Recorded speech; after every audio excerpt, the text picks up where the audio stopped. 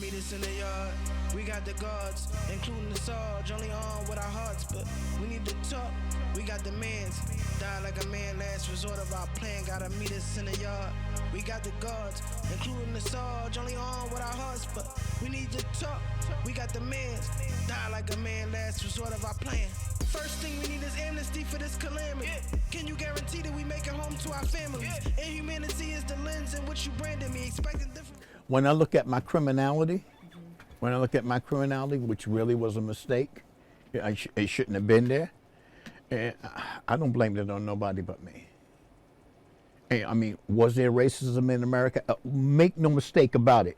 I had a grandmother that was one generation away from slavery, but we was at the point in my family. They bought a house in 1957 in East New York, and my grandmother told me, "I'm gonna give you something I couldn't give my own children." She said, "But you're going to have to learn. You're going to have to go to school, and you have to be just as good as anybody else." And that was an encouraging point to me. When I went to shul after school with my Jewish friends, or religious instructions with my Italian friends, I got a more rounded societal education. Let me put it like that. The worst thing that ever happened to me, I was supposed to go to my friend bar mitzvah, Buddy. And his mother didn't want me to go. Me and Buddy grew up together from the 4th grade. Wow. And going into 6th, 7th grade. And I heard him as I was coming to he lived in an apartment building across the street from the house. And he can't come, Buddy. You make sure you tell him. And I just left out the building crying, because this was my friend. And that was my first taste of, being white and black. But nonetheless, the contradiction was the school I went to, I learned about the Holocaust in the 50s. Not like now in 70s, Right. 80s, 90s. I learned about it back in the 50s. So I sat down with Eastern Europeans. That's where I learned Yiddish from. And I was taught. And I remember this one lady, she said, "Tell me, your history is just like my history is." And I didn't grasp it until I got older. But the point is, when I'm going all the way around the corner, is that going through Attica and surviving that, it was like a reoccurrence of what I've been through in life already. One of the things my grandmother told me when she came to see me, when they started letting families come up, she said, "I prayed for you, boy. I prayed that you would survive this." And take into account, I'm her firstborn grandchild from her firstborn child. So you know what a grandson is? A firstborn grand? Please. She told me things that my grandmother told me things she didn't tell her children, because I asked her things. She told me about the pandemic of 1918, 1919. She told me about that. Because she did days work. They was living in Harlem then. She said they called it the big sickness then. The big sickness. Yeah. She gave me the information. She gave me the integrity of how to be strong as well. So, yeah. You need to write a memoir. I've been told that a couple of times. No, this is just life's journey. And I only say that because, not being selfish or not, we all have one. Maybe because I articulated it well. Thank Miss Pressburg. No, really. Yeah. Thank Miss Pressburg. She said, because you need to know, you need to let people know you know what to say, what's going on in that head. And she said, the 8 parts of speech will help you. I had to learn that. I didn't even realize there were 8 parts of speech. There's 8 parts of speech. There's 8 parts of speech, yes. The noun, the pronoun, the verb, the adverb, prepositional phrases. She taught me. And I was highly appreciative of it, because from that juncture, when I went on to high school, well, actually, after Attica, post Attica, when I was in Greenhaven and was allowed to go to school, we went to Marist College. I went to a Jesuit school, Marist, in Poughkeepsie. Yeah, that's up Yeah, with me. and the Jesuits instructors came in and told a bunch of hard, rusty killers, we're not going to take no pity. If you want to learn, you learn. And I felt that was a challenge.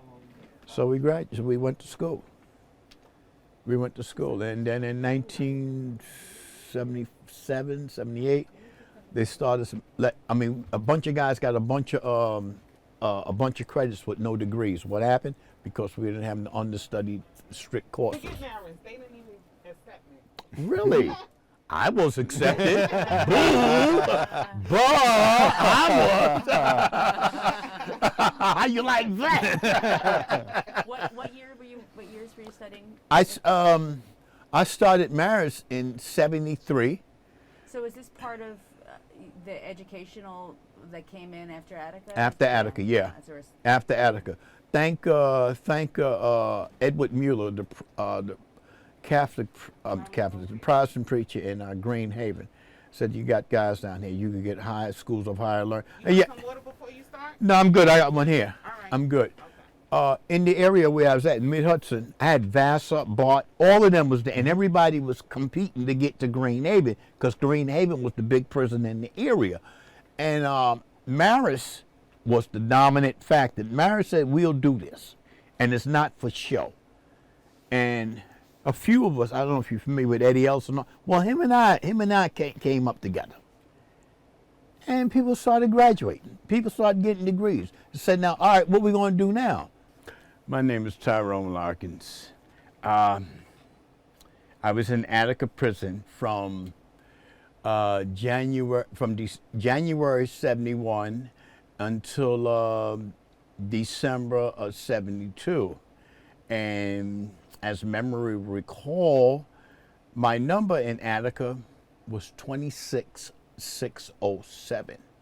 And I emphasize that because at that time, at every facility you went to in New York State, each facility had its own number for your prison itself. It's not like today where you have one number that follows you all over the state. But 26607 was Tyrone Larkins, prisoner at the Attica prison in 1971. Attica had its own reputation of being the roughest maximum security prison in New York State. As a matter of fact, it was considered the most secure prison in New York State, Attica, not only because of the gigantic wall, but the rigorous rules that they had in that prison. Take into account that I came from Sing Sing, Arsenic Correctional Facility in 1971, and that was a carefree prison. That was relaxed, it was calm, there was no banging of sticks. As a matter of fact, I don't remember any correction officers in Sing Sing wearing a big stick.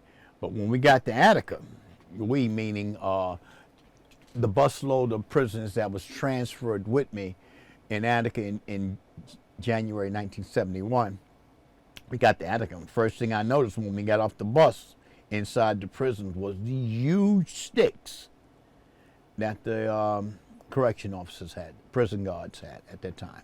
Yeah. So you know it was a very different environment that you was going to. I knew it anyway. You could see it. You could tense it. You could feel the tension itself.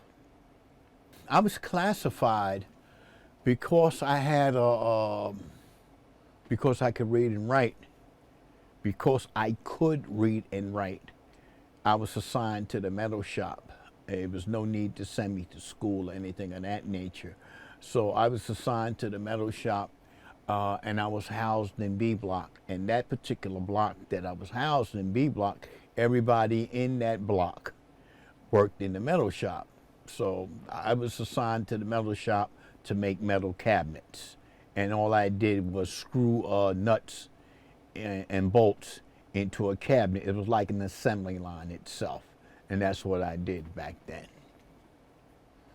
But the institution, was rapidly changing. I noticed that when we went to the yard, the limited times that we had in the yard in the afternoon, all the younger guys would get together, and our attitude as far as being locked up was quite different from the older guys that was there. And not to take anything away from them, but they was used to the premise of how they supposed to do time in that type of prison, harsh as it was. And me and my contemporaries, the guys of my age category, we just wasn't really accepting that.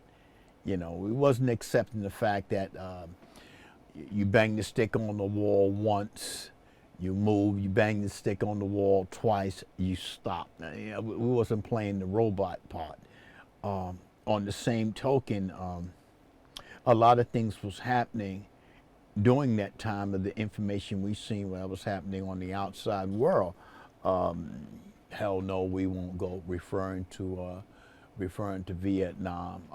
Say it loud, I'm black and I'm proud. That sense of racial integrity and upbringing. These things was happening, and it was contrary that the attitude that was happening in Attica with the older prisoners itself. So there was a dichotomy, if you may, in terms of how we seen ourselves, or I should say how I seen myself. I gravitated to people that wanted to do change, that said, this shouldn't exist the way it is. And 3 years earlier, I was sentenced to 25 years to my natural life after being convicted of a trial of murder, which I felt was unfair. So there was a lot of rebellion, a lot of hostility within me itself, And that was all part and parcel of what Attica was. That's what that was. And it wasn't, to go on a little, I'm going on a sentimental journey.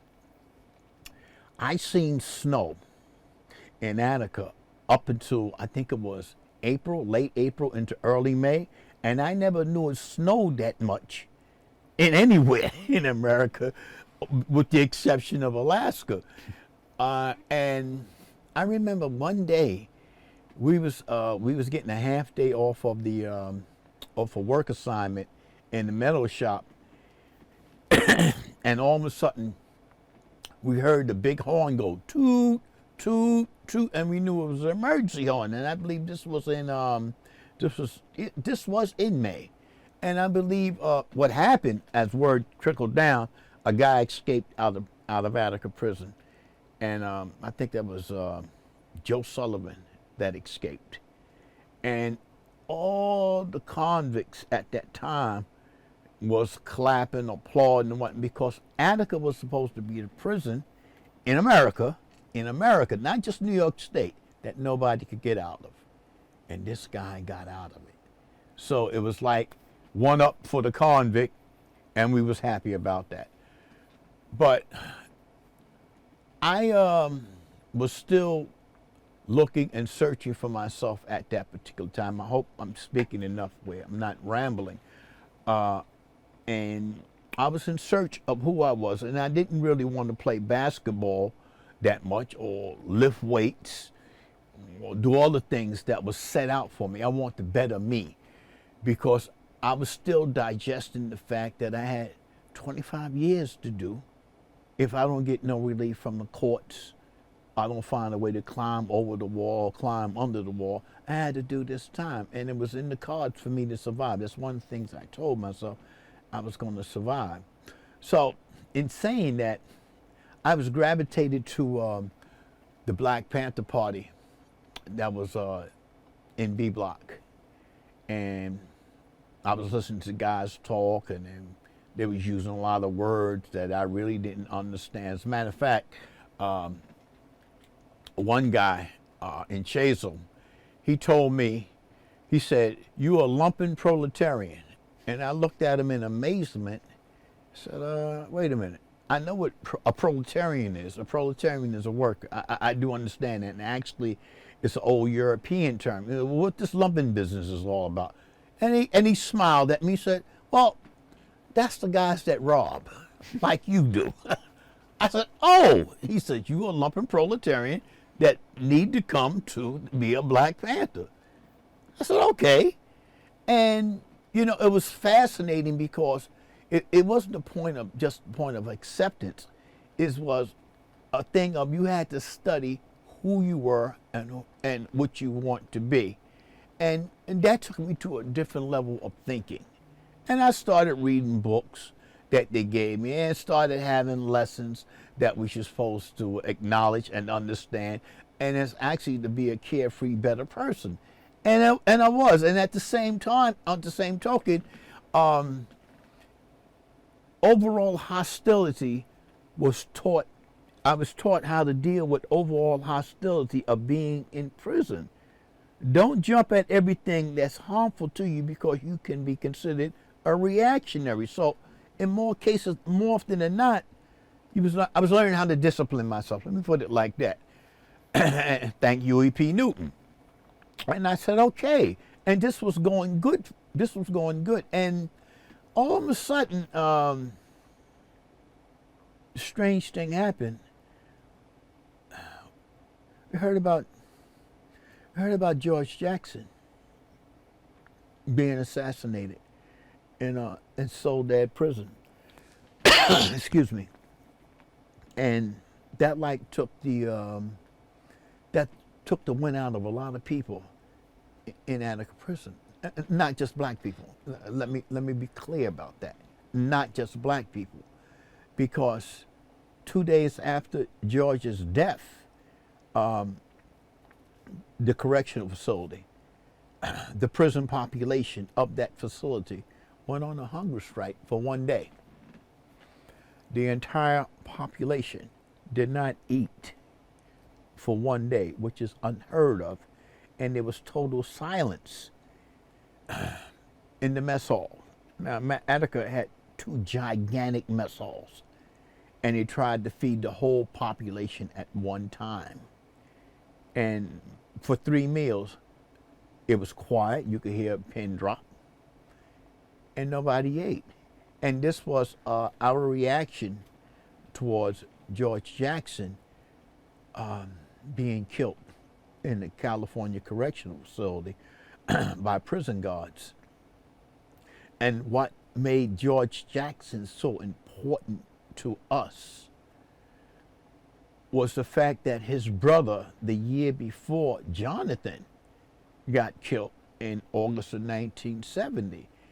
And reading and understanding who the 2 individual was, it wasn't the big thing about the Black guerrilla family, the so-called prison gang in the California system. It was the fact that these guys was rebelling against an unjust system, an unjust criminal justice system. And we seen the same response and reaction, excuse me, that was happening in New York State. So this was the climate, the end of August 1971, going into September of 1971, because I believe about 10 days later, Puff the Magic Dragon, who lived by the sea, the jail blew up. Ironically, I was in the metal shop, but let me give you a descriptive analysis of the prison. Attica was actually 4 prisons in one. Each block had its own control mechanism, and everybody that came through Attica to get to the mess hall or to get to any venue had to come through one place. I believe you have it on the map here, called Times Square. And you can see the 4 yards actually can be considered 4 different prisons. So if B block was over here, D block was over there, C block was over there, and so forth. There was no interaction except when you seen people in the mess hall, or maybe went to church on Sunday or shul on Saturday, something like that. And there was no lack of communications, allegedly, between the different blocks. Although one of the unique things I've learned from old prisoners is that we learn how to talk without moving our mouths. Those was old virtues we learned to pick up. Yeah, those are something good I learned from them. Anyway, on the 9th of September, when I was in my metal shop, screwing my nuts and bolts into a cabinet, all of a sudden I heard the alarm system go off, and the first thing that came to my mind was, oh, somebody escaped again? Because I remembered what happened with Joe Sullivan back in April and May. But then there was a persistence of this whistle going off. Doop, doop. And then, you know it, the front door of the metal shop came crashing down, and I seen guys from A Block and Deep. Oh, whoa, there's something different going on here now. Full scale riot. Full scale riot. And we all wound up in D Block. D Block Yard, I should say it was. And, a question was asked to me about that. My reaction towards that. I mean, look, I was a convict, and we have friends in prison as well as we have enemies. So you want to protect yourself at all means. But there was a certain air of unity that was developing within that yard that says we all got to be friends, or this thing here is going to go down the toilet bowl. I mean, you could feel that happening without it even being said. And it did.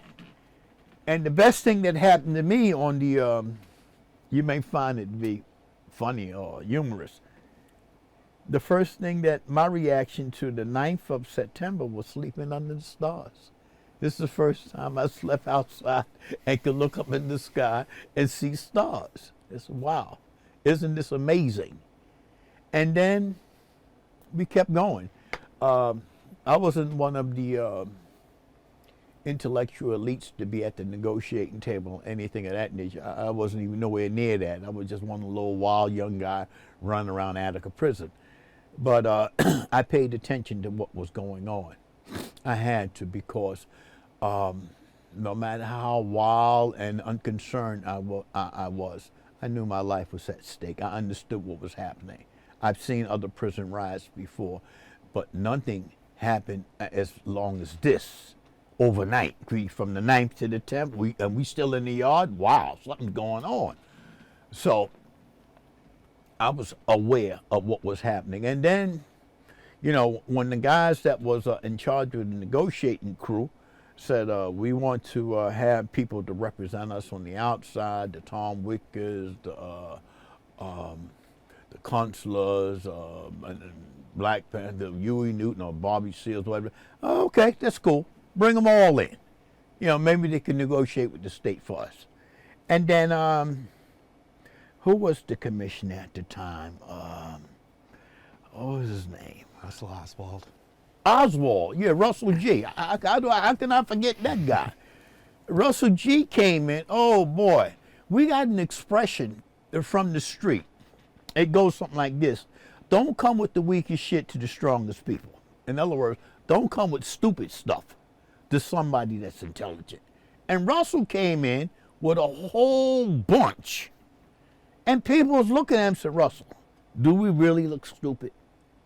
Russell, I tell you what, we would give up. And this was part of the negotiation. I was right there, I'm listening to it. But nobody's charged with nothing. I can't do that. Well, who can, Russell? Who can? Russell was talking about more toilet paper. We can have a shower better. We can have a shower more than once a week. We can get better food. All the little petty conditions of jail can be corrected. But those that was representing us at that negotiation tables rather, knew that something more important was at stake now. We had some legal geniuses in that yard that said, you know what? Everybody in this yard can be charged with kidnapping. And he could. He could. But that's another story. But Russell said no. Ironically, first time we meet William Kunstler.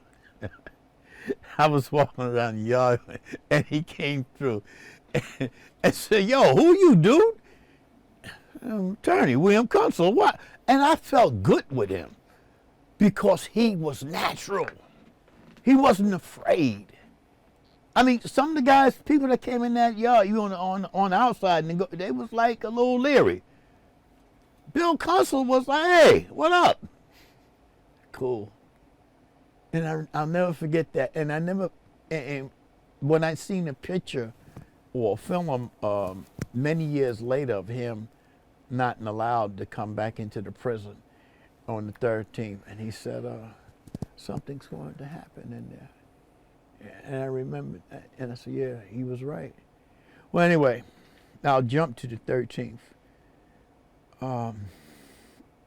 That morning, I woke up because I slept on some mud, and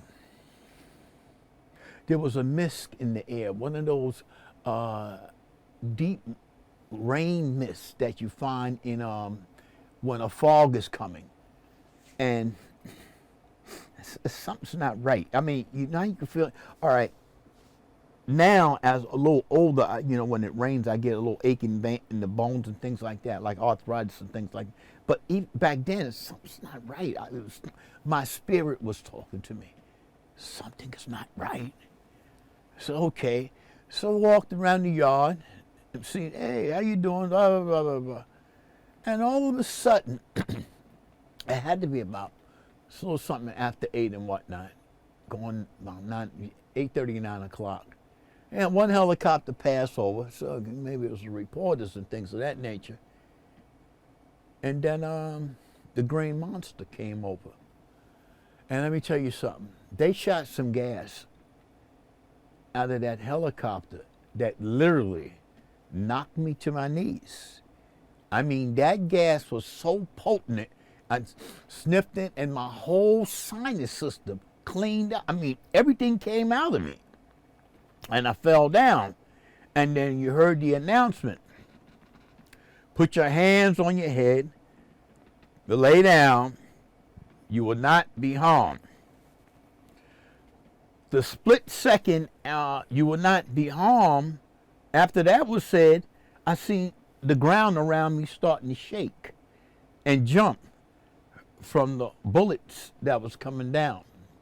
I mean, I'm laying right off the sidewalk in D Block Yard, and I think I got shot about 3 times. I know my hands was on, I had a big afro, hands on the head, bullets went right through, and on my leg, my arms, my back.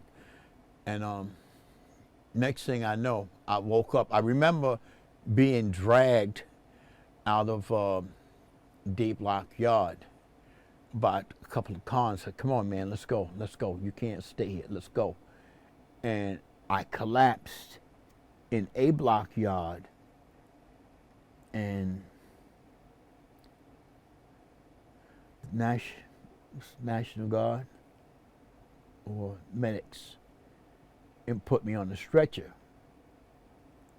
And they took me out of the A Block Yard. We went down the corridor, administration building, because I know I was shaking. I was trying not to blank out. I remember that just as clear now. I was trying not to blank out. I want to stay awoke. I mean, I felt pain in my hands, my head, my foot, but I was trying to stay awake. I didn't want to blank out. I want to see. I want to see everything. And I was put in a stretcher right next to Housing Block Z, which is called the Box in Attica. And I wasn't the only one there. There was a whole bunch of people that was laid out on stretchers there. And then I seen a group of cons butt naked being ran on the pathway on the way to the box, and they was beaten with sticks by the prison guards. And the most you could do was stop it. He didn't pay no attention to us. He was beating this guy. I mean, he was beating the shit out of him, to be honest with you. And I collapsed. I collapsed. There was too much going on. It was too much going on. I was laying down in the stretcher and I just collapsed. And I woke up. I was on the, I think, I was taken outside hospital, an Environment Memorial Hospital, I believe. And I only stayed there one day, I guess to get the wounds cleaned. And I was brought back to Attica. And I was in the hospital, and the doctor, I don't know who he was, never met his name, never, but he was a hell of a health caregiver, because he told me, I'll make you whole again. He said, I'll make you whole again. I remember him saying that to me. And he asked me where was my hand was when I was shot, and something was on my head, and there's a scar on my head right now. And he said, a fraction of an inch closer, you wouldn't be here. You wouldn't be here. He said, but let me take care of that hand for you. And he was a hell of a guy, and I believe he was the head of the oral team that was doing the surgeries right there in Attica Hospital itself. And he took care of me and the guy next to me and the guy on the other side of me. And he's saying, I'm gonna give you some medication because I really don't want. He said, no, you have to take this.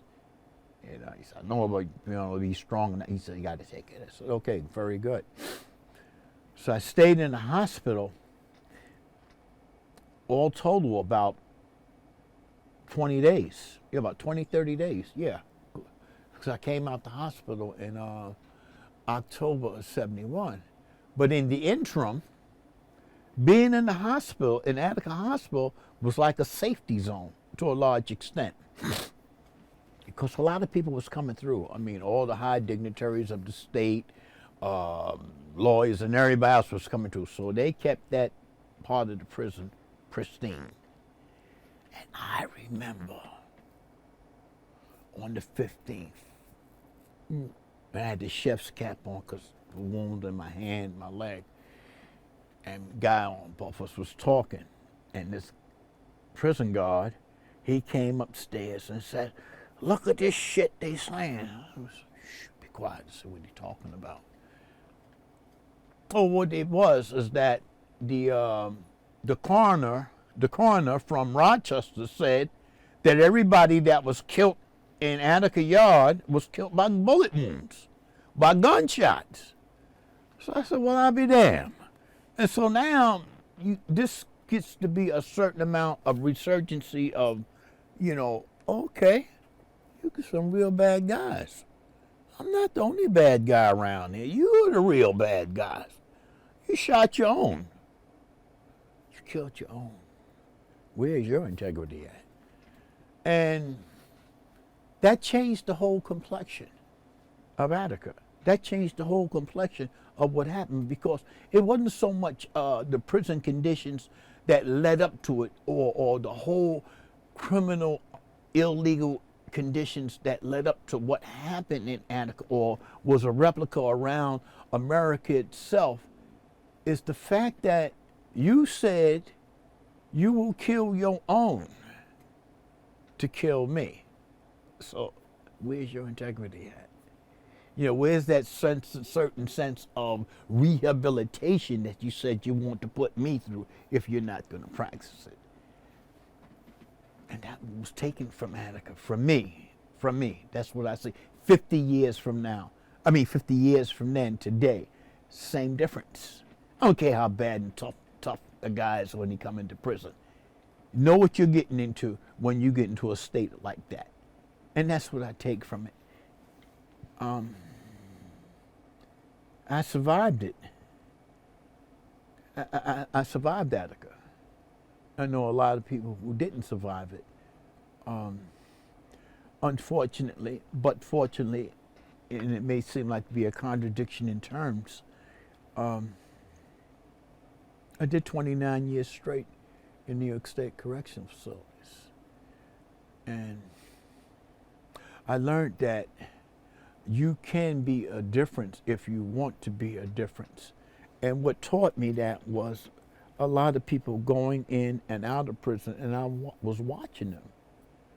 You know, one guy, you know, he might have been the biggest gangster in the world. Everybody in prison is a gangster. And he might have had his poppy field maybe over there, or his graveyard maybe over there, and he had tons and kilos of this, that, and the other, whatever the case may be. But you're back in jail. Well, you're the same position I'm in. So I started pulling away from that. And, you know, let me get away from this life that's been laid down for me. And I guess that's when I made the conscious decision. Myself, let me go to school and get a degree. And I went to Marist College. And the best thing in the world I could say, I say it with affection because those Jesuit priests came into the prison, and I was the first class in Marist. I said, we're not giving up no breaks. The same way we teach on campus, the same way we teach here. And if you need to research, you need to go to the library. And if you need to know how to do calculus and things like that, we will provide the calculators, but you need to know the formulas. And it was a challenge to me and my contemporaries then. And we stood up to it and went to school and acquired the degrees. And after that, it wasn't that the education changed me. It said, you see a different way of life you can be. And it was good being released from prison and armed with a piece of sheepskin that says you could do a little more than read and write. But it was the memory of what happened in 1971 that allowed me to do the things I've been doing since I was released in October of 1997. And I've talked to a lot of young people, the young people. And the premise that I use is, don't let my past be your future. You don't get no points by going into prison. You don't get no points there. There's nothing.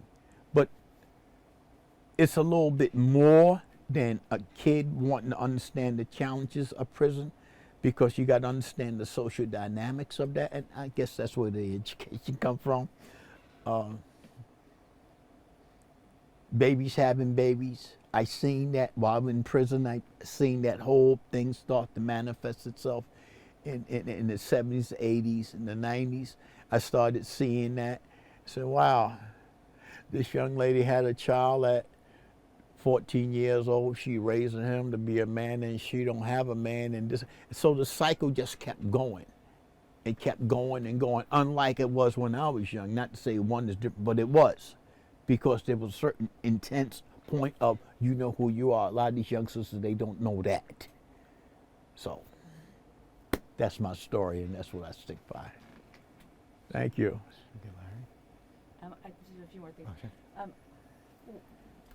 What do you think about the prison system today? Do you think it's any different than it was in Attica before the rebellion? Interesting question. The first thing I seen post Attica rebellion of '71 was that I could write letters without having them sealed. I started getting phone calls once every 2 weeks. That didn't exist. I started getting showers twice a week, which was great. They changed the uniform from gray. By the way, I'm wearing gray now to indicate that this is the color that was given to us pre-Attica. We wore gray, and then it changed to green. The good parts was that I got an education. The bad parts, what I see today, from what I see and what I hear, because I'm into a lot of the social service work in the Black and Latin community, is that prison has become an industrial complex. I myself seen the population of prison when I first came in 68, 11,000 people was locked up. 11,000. It was 5 prisons and 5 reformatories and 2 women facilities. So you had 12 facilities in the state of New York. When I left, When I left prison, finally paroled in 1997, there's something like 80,000 people locked up. It's big business. This was big business. And if you're going to have big business, you're going to have less care on part of what is set out to do. Correctional facility is a title only. Correction officer, title only. There's no change. It's worse, if anything. And one more thing, before we got all set up, you were talking a little bit about your family and your grandmother and where you grew up, and I was just wondering if you could give us a little bit of your story before you entered prison, and also what your grandmother wanted for you and just the story you were telling us. My grandmother wanted me to be better than what my mother, and I would like to think that my mother was a highly educated person. My mother was my grandmother's firstborn child, a female by the name of Doris. And she married Benjamin, my father. And I knew my father, I knew my mother, I knew my grandmother, I knew my grandfather, a Jamaican by the name of David Miller. So I come from a rich fabric of people that always did what was necessary to be done.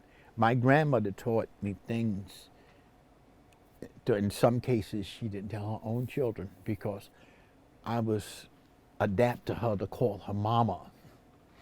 She taught me about the pandemic of 1918, 1919. She told me about that. And she spoke to me in the language that she had, because she's from South Carolina. It was called Geechee. Come from the rebellious state of South Carolina. So I don't have mind speak Geechee with her, because I was raised with that. And my grandfather, he spoke Patois and Jamaican, another dialect of Geechee, same language I've learned a little later, because I picked up both of them when I was young. And when they used to argue, I used to be sitting on the kitchen floor with a piece of fat back in my mouth, listening to both of them. And they would ask me, what they say to me? What they say to me, boy? And they knew I could interpret. And Mama can't say, tell me what they say. Tap me on my head, and I tell them, and they get beat by both of them. But that was the love. That was the love. And they wanted me to have better. They wanted me to have more better than, much more than what she can give her children. Because my grandmother told me she was one generation from slavery. And she taught me what that was like to live in Orangeburg, South Carolina in 1900s. She taught me what that was. So she said that's why she come north. She jumped on the back of a bus, and came to New York. And because she was where she was from, and her tribe basically from Orangeburg, South Carolina, they was all uptown on 148th, 149th Street. And it was up there. And I asked her one time about it. I said, Mama, if you lived in Harlem, why you? She said, because the Geechee was so mean, they put us on the train and sent us to Brooklyn, which was Weeksville. We call it Crown Heights now. Okay, so that's what that happened. And the people that they were doing days work and all like that, they hustled and put their money together and wound up buying a house in East New York, Brooklyn in 1957. Giving me more that she can give her own children, and making me learn the discipline itself. So yeah, that composed my colorful upbringing. That composed that. I must say, to my surroundings, I learned Yiddish because some of my friends was descendants of Eastern Europeans. A couple of my friends, I remember Alex, he told me his grandmother came from the camp. And I asked Alex, and he said, the camps in Romania. He said, camp in Romania. I learned that when I was 7 years old. Okay, so, and I understood that, so I went to shul and worshiped with them on Saturday. On Sunday, I went to my regular church. I went to religious instruction with my Italian friends at St. Malachi's. Okay, and I learned Siciliano and Italiano. So this was all part of my upbringing and understanding that the world was much more bigger than what I seen in Bedford-Stuyvesant. Okay, why I become a criminal? I don't know. Don't even ask. And the last thing is that I wanted to ask you is why you think it's important today, 50 years later, to be talking about Attica and to remember Attica. Let's don't distort history. I'll say we meaning America, Americans, or who's ever in charge at the time, or whoever want to write the story, have a bad way of distorting history of what happened, how it happened, and the reasons for it happening. Okay, let's don't distort history. And that goes two ways. That goes on the way of the person that was in prison, as well as the person that was keeping the person in prison. It goes to it. Don't distort the history. Let's be objective when we express what happened. Let's say, all right, some people it's a black, yeah, it's a big black eye. It's a big black eye.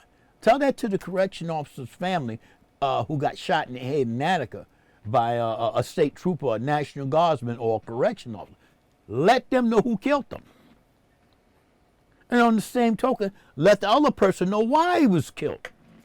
Because of mistake. Because of Nelson. I mean, Nelson Rockefeller. And good old Tricky Dick. It's them guys. The same thing you see playing January 6, 2021 in the Capitol building, they was considered insurrectionists. Well, I was called an insurrectionist also, September 13th, 1971. History regurgitating itself. The only way I can be objective, not to make it political, but that's the way I see it.